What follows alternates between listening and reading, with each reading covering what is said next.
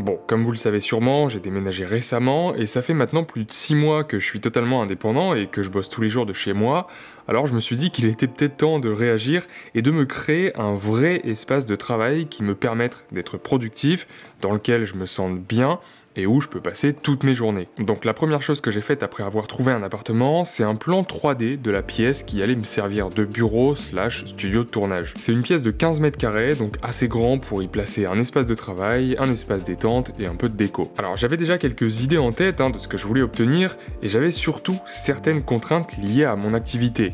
Il me fallait absolument un bureau assez large et surtout pas mal de rangements mais qui ne soient pas visibles.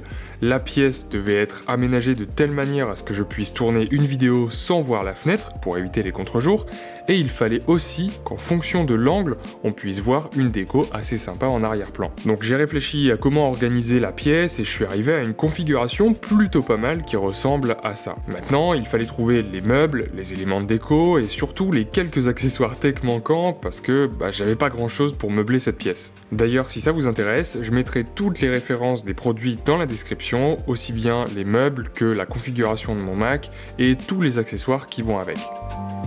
Bon, déjà la première étape, c'était le bureau. Pour ça, comme je vous le disais, j'ai trouvé un arrangement vraiment pas mal que beaucoup de personnes ont sur Instagram ou les réseaux sociaux.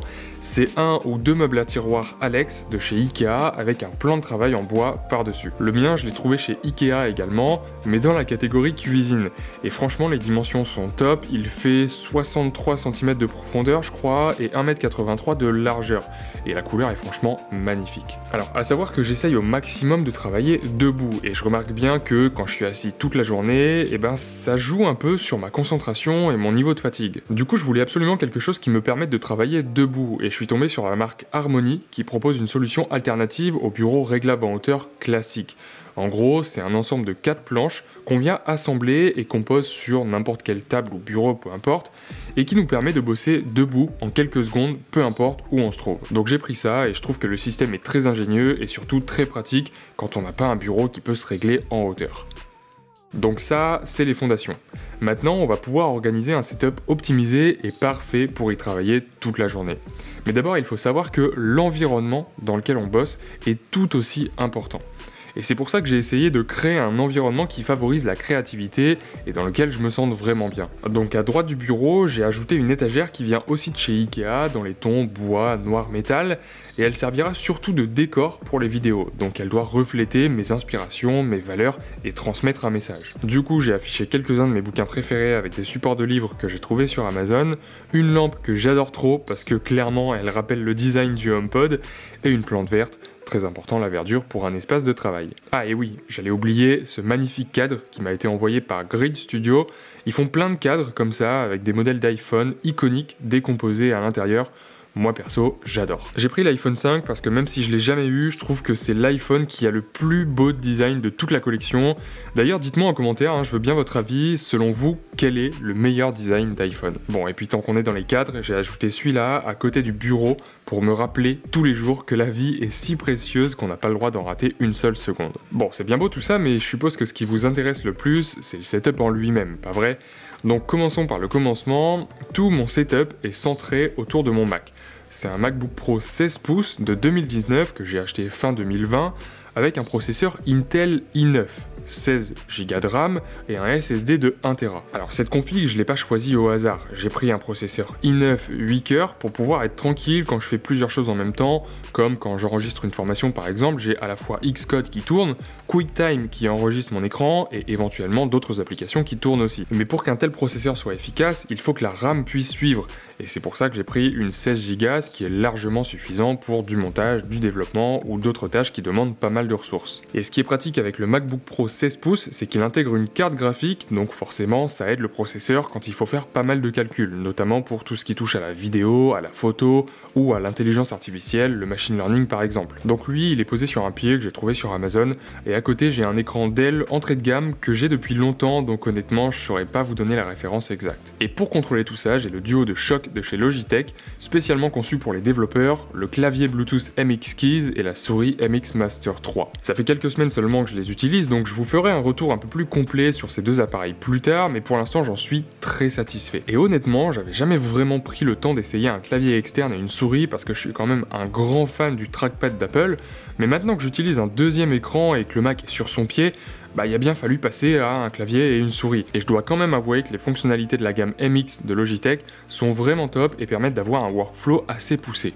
Et au-dessus de l'écran, j'ai aussi mis la webcam Brio 4K de chez Logitech également, parce que j'avoue que celle du Mac, elle est bien, mais bon, elle est là pour dépanner quoi. Donc la Brio, je m'en sers surtout pour les zooms, mais aussi pour quelques vidéos YouTube parce qu'elle a quand même une qualité impressionnante. Et surtout, on peut régler différents angles de vue, aussi bien un grand angle qu'un zoom, donc ça c'est top pour enregistrer des plans secondaires ou même des formations complètes sans avoir à sortir l'appareil photo, le trépied, etc. etc. Et ensuite j'ai aussi un micro externe, encore une fois pour les vidéos, les visios et les formations. Alors lui c'est le Rode NT USB Mini, qui franchement est top pour son prix, et ce qui est cool c'est qu'il se branche en USB directement, donc on n'a pas besoin d'avoir une carte son externe ou un amplificateur. Donc tout ça c'est connecté à mon Mac via une seule interface USB-C grâce à un adaptateur, lui aussi premier prix que j'ai trouvé sur Amazon. Alors cet adaptateur je l'ai acheté en même temps que mon Mac, à l'époque où j'avais pas spécialement besoin de plus que brancher quelques disques durs. Donc j'ai pris la plus petite taille, mais j'avoue que des fois c'est quand même assez limitant de pas pouvoir brancher plus que 2 ports USB. Mais j'ai trouvé une solution qui en plus me permet de faire disparaître tous les câbles du bureau, c'est un hub USB alimenté avec interrupteur. Et ça j'en voulais un depuis longtemps parce que quelle galère quand on doit brancher ses disques durs, les débrancher pour mettre un micro, les rebrancher, bref, c'est très chiant quoi. Donc ce hub il est relié au Mac, donc il me prend qu'un seul port USB, et donc mes disques durs, les périphériques son et audio sont branchés directement dessus. Et comme ça j'y touche plus, c'est caché dans le tiroir et j'ai tout à disposition en un seul clic sur un bouton. Et ensuite, sur le bureau, j'ai aussi une batterie externe de chez Moshi que je laisse tout le temps branchée et qui me sert de chargeur à induction. Et bien sûr, le petit nouveau, mon petit bébé, un HomePod mini qui contrôle les appareils connectés du bureau, voire même de toute la maison à la fois. Ah oui, et je vous ai pas parlé des prises, parce que c'est bien beau tout ça, mais ça rentre absolument pas sur les deux seules prises que j'ai de ce côté-là de la pièce. Et comme j'ai horreur des câbles apparents, j'ai collé 2 multiprises en dessous du bureau avec du double face, et comme ça, tout est branché là-dessus, j'ai aucun câble qui traîne et tout est caché. Donc voilà, ça c'était pour le bureau en lui-même, donc dites-moi ce que vous en pensez et surtout vos conseils pour l'améliorer aussi bien en termes de design que de fonctionnalité. Je suis preneur, donc à vous l'espace commentaire. Et sinon je vous disais donc que le HomePod servait à contrôler la pièce parce que forcément, vous me connaissez, j'ai pas pu m'empêcher d'ajouter quelques objets connectés en plus de ceux qui étaient déjà installés. Donc déjà il faut savoir que le volet roulant et la lumière du plafond étaient déjà connectés et compatibles HomeKit. Et en plus, j'ai ajouté 2 ampoules Philips Hue Color de chaque côté du bureau pour créer une ambiance assez sympa et décorer le fond YouTube. Et j'ai aussi cette lampe dont je vous avais parlé en début de vidéo, qui est une lampe tout à fait classique, mais je l'ai rendue compatible avec HomeKit grâce à la prise connectée de la marque Meros. Ce qui fait qu'au final, toutes les lampes sont connectées. Enfin, sauf celle de tournage, mais je pourrais les intégrer aussi au système avec juste 2 prises Meros également. Ce qui pourrait être vachement cool d'ailleurs parce que ça voudrait dire qu'en une commande vocale, je pourrais fermer les volets, allumer les lampes décoratives et allumer les lumières de tournage pour être opérationnel pour tourner en une fraction de seconde. Bon, après il faudrait un appareil photo connecté qui s'enclenche tout seul, mais ça, j'y crois pas trop. D'ailleurs, dites-moi ce que vous en pensez, si c'est une bonne idée ou pas, et surtout dites-moi en commentaire si vous voulez que je vous fasse une autre vidéo sur HomeKit et sur tout ce que j'ai de connecté dans le bureau et même dans la maison. Donc voilà à quoi ressemble mon bureau quelques semaines après avoir emménagé, mais bien sûr il y a encore pas mal de choses à faire, de la déco, de l'insonorisation, etc. etc. J'espère que cette vidéo vous aura plu, qu'elle vous aura donné pas mal d'idées pour améliorer votre setup, même si le mien n'a rien d'exceptionnel, mais j'ai encore plein d'idées, donc abonnez-vous et activez la cloche si c'est pas déjà fait, comme ça vous ne raterez rien des prochaines améliorations qui arriveront très bientôt sur la chaîne.